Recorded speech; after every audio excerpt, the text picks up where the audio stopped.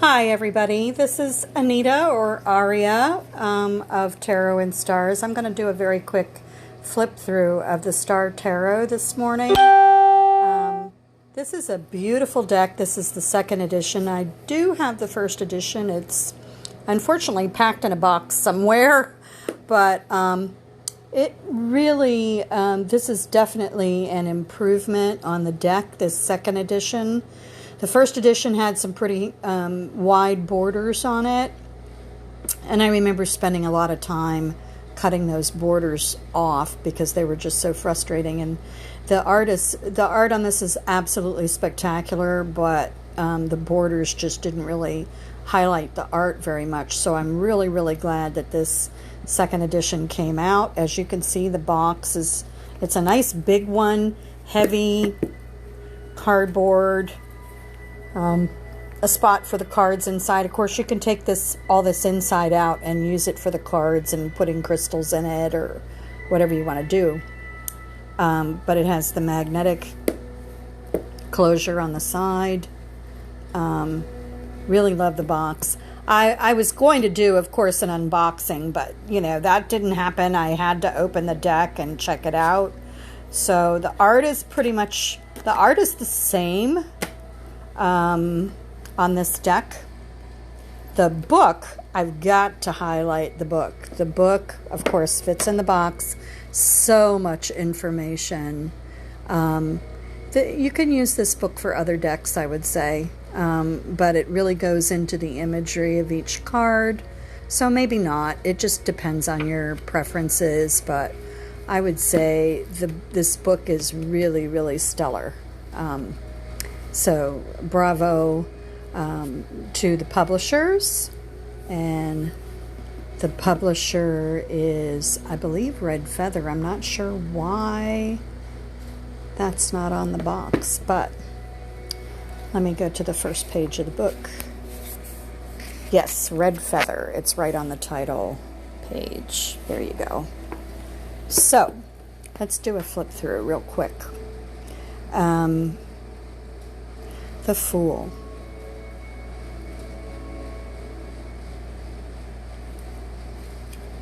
The Magician.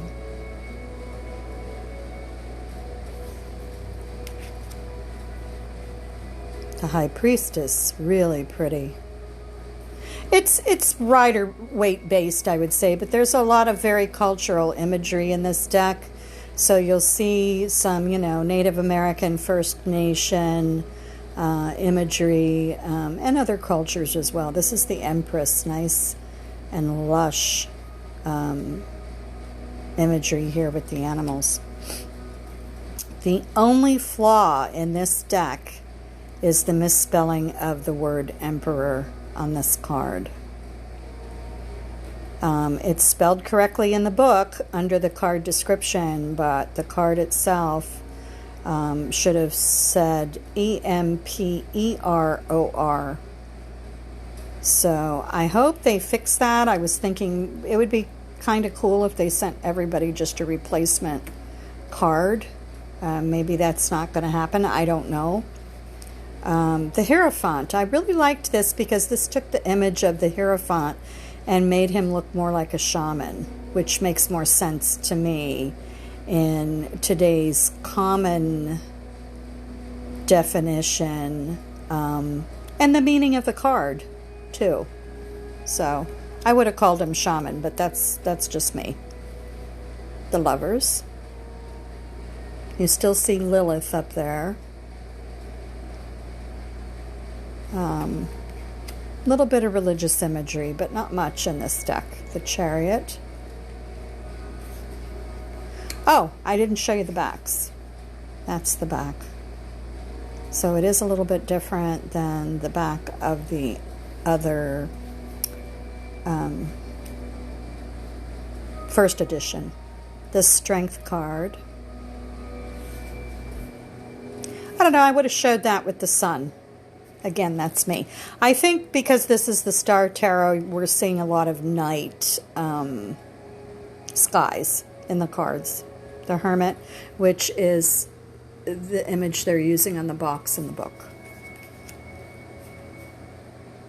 The Wheel of Fortune. The colors in the art I just can't say enough good things about. I really, really love the colors that were used, the art. Justice, really pretty. The Hanged One. Yeah, I like the Hanged One instead of the Hanged Man. Death.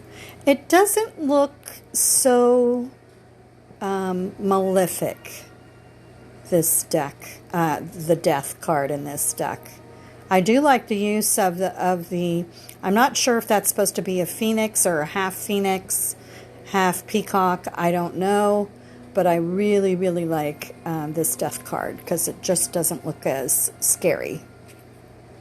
This is a deck I would use doing readings for people if they're really kind of like, oh, not too sure about whether they like the tarot or whether they even believe in the tarot. Maybe less scary images, maybe, if that makes sense. Temperance.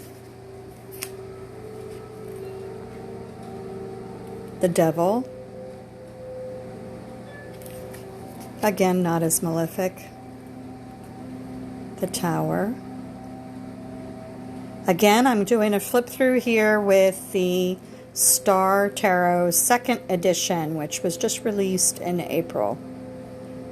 That's the Star. I'm going to go kind of quickly through the 4 suits.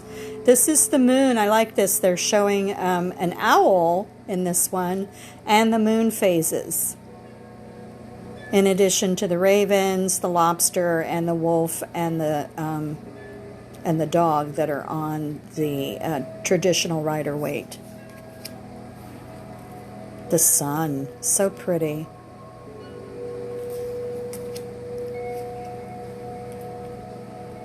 Judgment.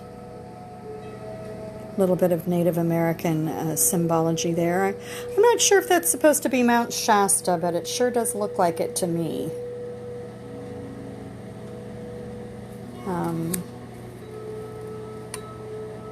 The World. So we're going to go through each suit real quick. Again, I'm going through a very quick flip through of the 2nd edition of the Star Tarot. So let's go through the swords. I always like to look at the aces to see kind of an echo of symbology of what we're going to see through the whole suit. 2 of Swords, 3 of Swords. This one is really, really pretty. This really gets the message across of just chilling out, chillaxing, going into a hibernative state. Of course, that's the 4 of Swords. 5 of Swords. This might have been a little hard to understand for some people. This definitely unites dark and light forces. It's described a little bit better in the book that comes with the deck.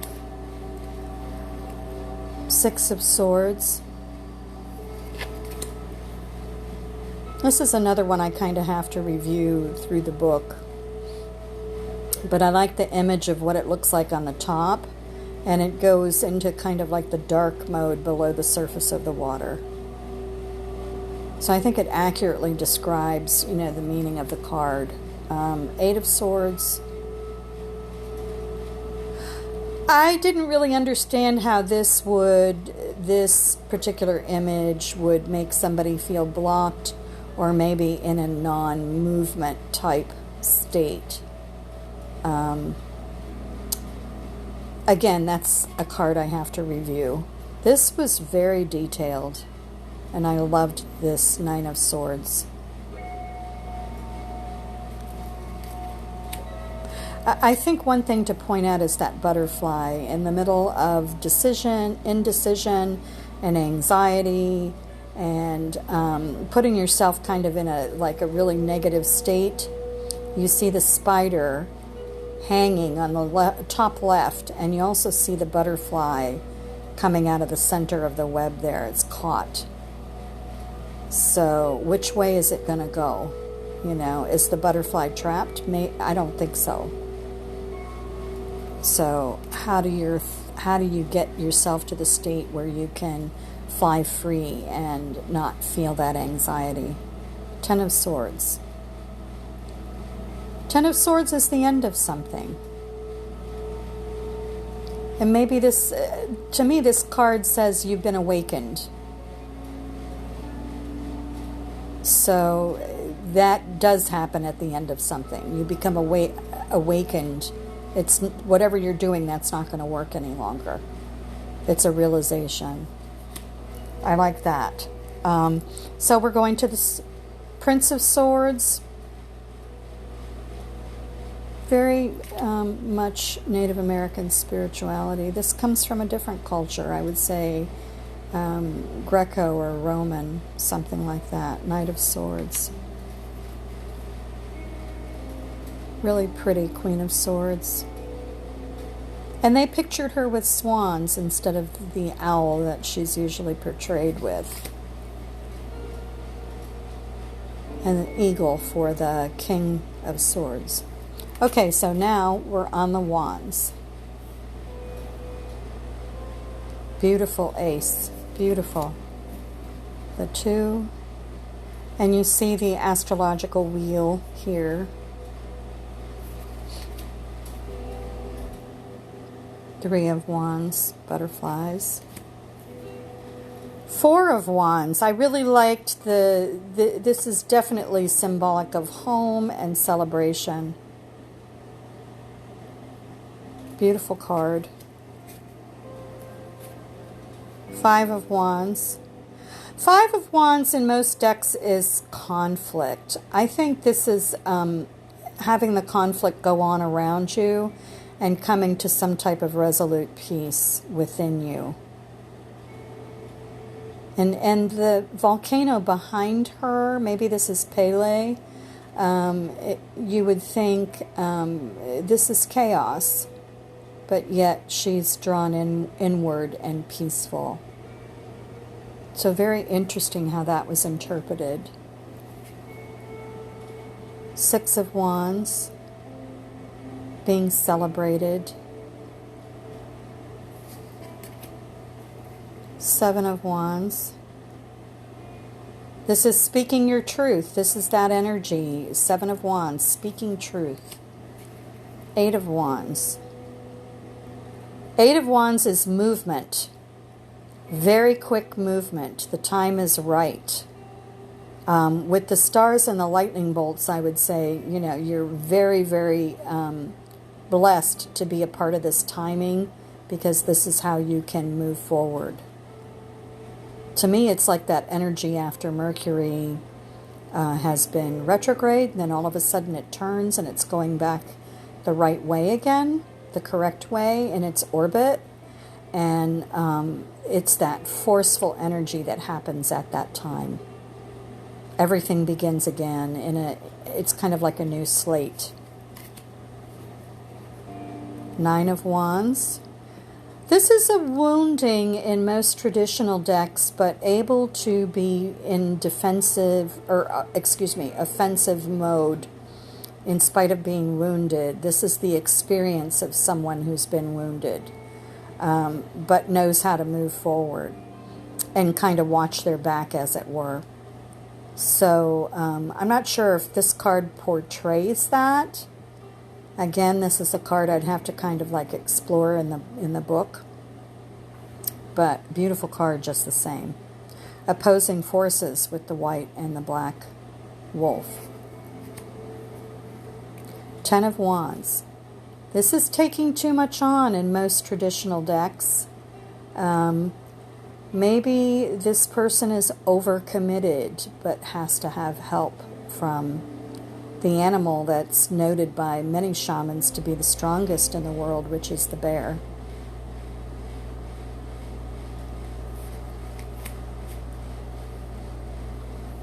Again, the symbology is a little different in this deck, so you'd really have to go through that book and highlight. That's what I think I'm going to do with the book, is I'm going to highlight the different symbology in this deck. So I can read with it. The images are just beautiful. Prince of Wands. Beautiful, beautiful energy there. He's the fun maker. The Page of Wands, normally in traditional decks. He knows how to make fun. Knight of Wands. Moving forward with force. Queen of Wands. She's your social butterfly. She knows how to connect people. So, beautiful. King of Wands.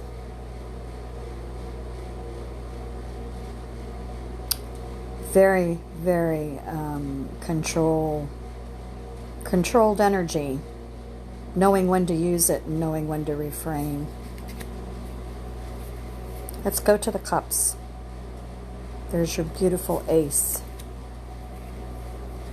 A uniting of souls for the two. Celebratory.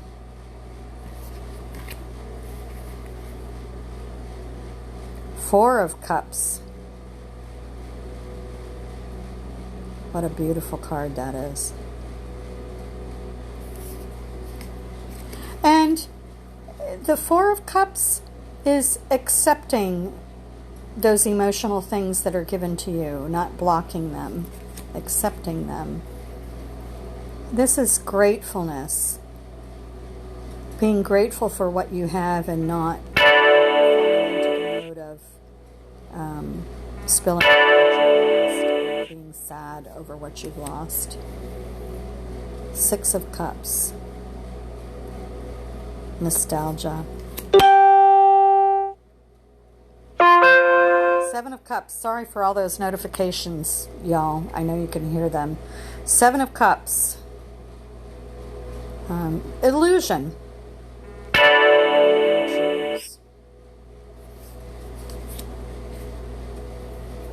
Eight of Cups. Moving beyond those things that don't work emotionally and going to something, going kind of into the unknown emotionally.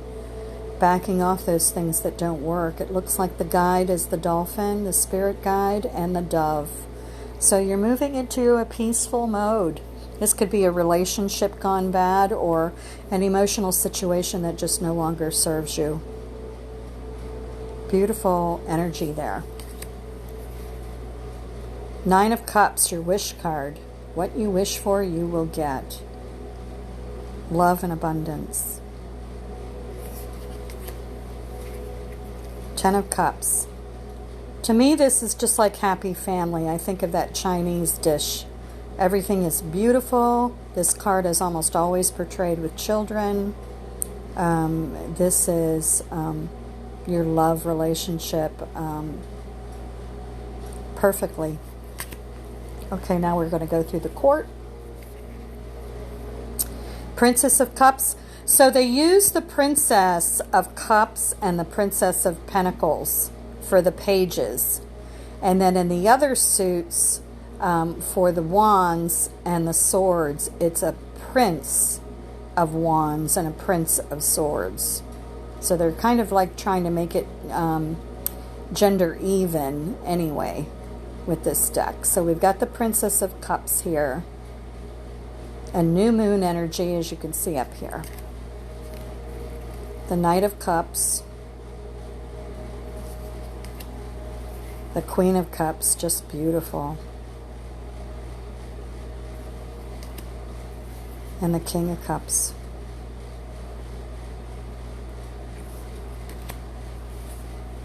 Okay, so now we're on the Pentacles. Hi, Louisa. Good to see you. I'm just kind of doing a flip through of the Star Tarot. This one right here. This is the second edition. The beautiful box and the book that comes with it. I highly recommend this deck.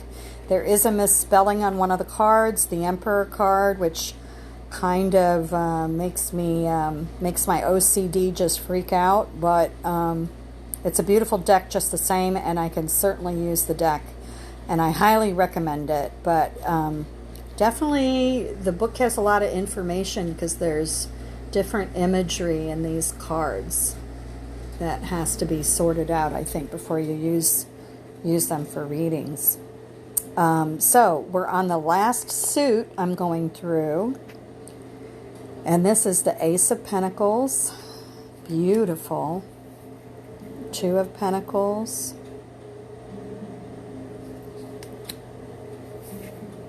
Three of Pentacles. Four of Pentacles.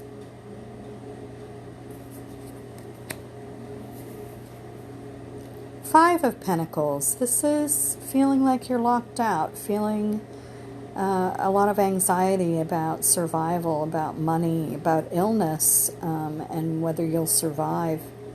Yeah, I think that's indicated here, especially since this card looks very cold, and in the Rider-Waite, you can see the snow coming down.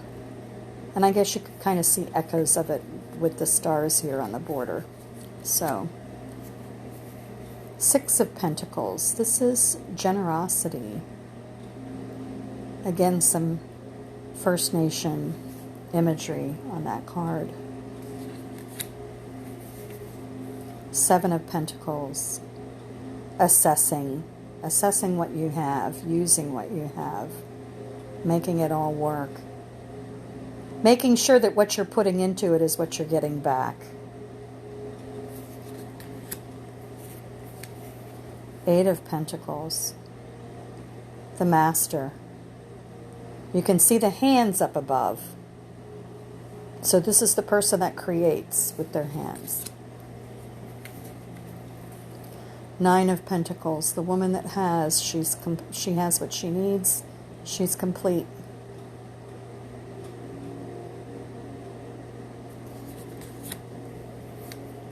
And Ten of Pentacles, I always call this the legacy card. What are you leaving behind?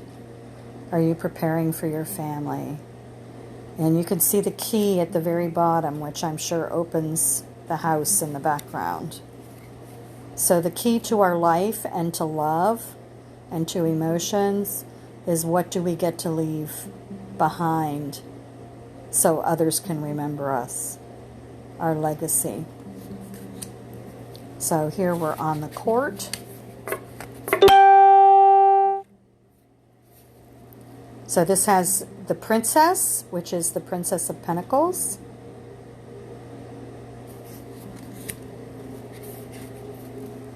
The Knight of Pentacles. That's beautiful.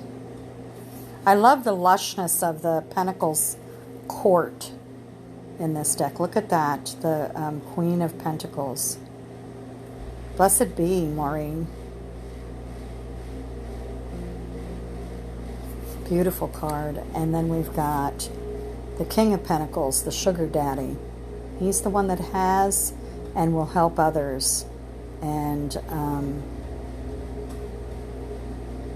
very, very lush court cards. So that is my very quick flip through of the Star Tarot. It is gilded, really pretty. This has become my favorite deck. Like I said, there's only one thing that I noticed was the misspelling of the Emperor. There's a few little misspellings in the book too, but I can work past that. But I hope at some point maybe the publisher will send out a correct card, correctly spelled card. I'm not sure if that'll happen, but it would be nice if it did. Again, the Star Tarot. This is the second edition.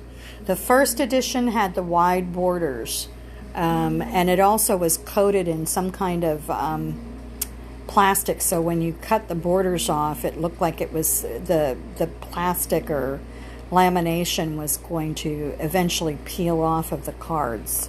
Plus, it made them really small.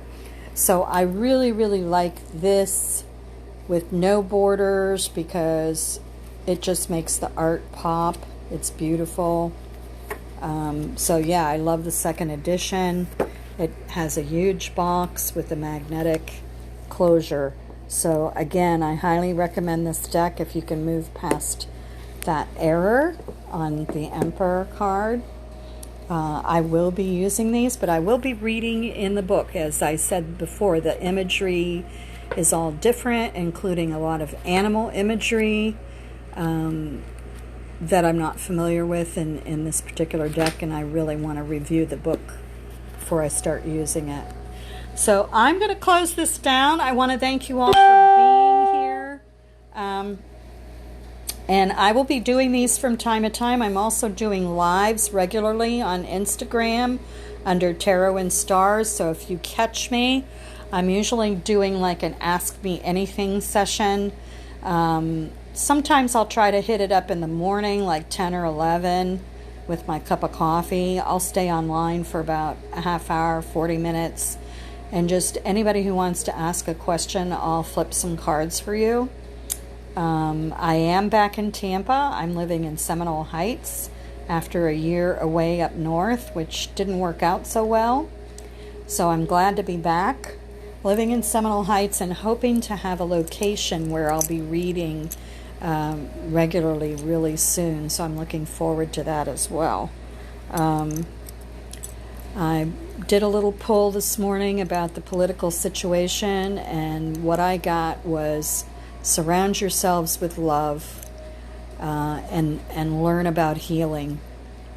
Super important right now on so many levels. So I want to say goodbye for now, and y'all have a wonderful day.